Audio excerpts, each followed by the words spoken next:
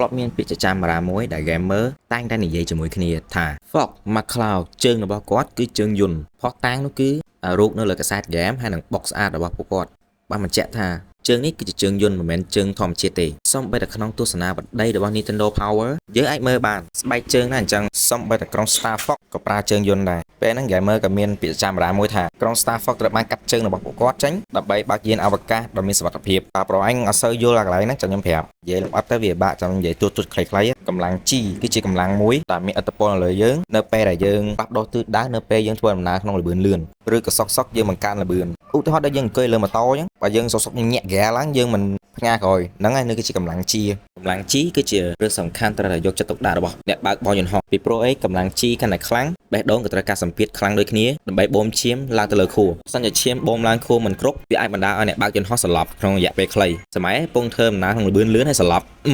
នេះជាមូលហេតុដែលឯកសណ្ឋានរបស់ pilot គឺតែងតែមានចំណុចមួយរឹតបន្តឹងជើងរបស់ពួកគាត់ដើម្បីរក្សាឈាមនៅទួលខ្លួនខាងលើពេលហ្នឹងឈាមគឺមិនបាច់រត់ដល់ក្រោមទេវាជំនួយឲ្យបេះដូងបូមឈាមឡើងលើខួរល្អជាងមុនប្រហែលជានេះគឺជាមូលហេតុដែល Fox McCloud អាចជើងរបស់គាត់ដើម្បីបើកយានអវកាសមានសុវត្ថិភាពជាងមុនចុះមកនេះក្រោយ game មកក្មេងលេងតែ Nintendo ចាំបាច់ធ្វើឲ្យខ្មៅងឹតចឹងទៅអីប៉ុន្តែអ្វីៗត្រូវបានទាត់ចោលអស់ Shigeru Miyamoto គាត់ក៏បាននិយាយថាតែប៉ិតនោះមិនមែនជាជើងយន្តនោះទេវាគឺជាស្បែកជើងធ្វើឡើងដោយលោហៈធាតុពីព្រោះគាត់ថា design ចឹងមើលវាលយហើយគាត់ក៏មិនដឹងអីពីរឿងកម្លាំង G ហើយឈាមបូមឡើងខួរទាំងអស់មេរៀនដកស្រង់មកមាន3ទី1លេងហ្គេមធម្មតាបានហើយកុំ overthinking ពេកទី2កុំជឿលើពាក្យជាចាំអារាមណាទាំងអស់ទោះបីវាស្ដាប់ទៅវាតំណងជឿយ៉ាងណាក៏ដោយទី3ប្រឯងចំណាយពេល72នាទីដើម្បីមើលវីដេអូអត់ប្រយោជន៍មួយនេះ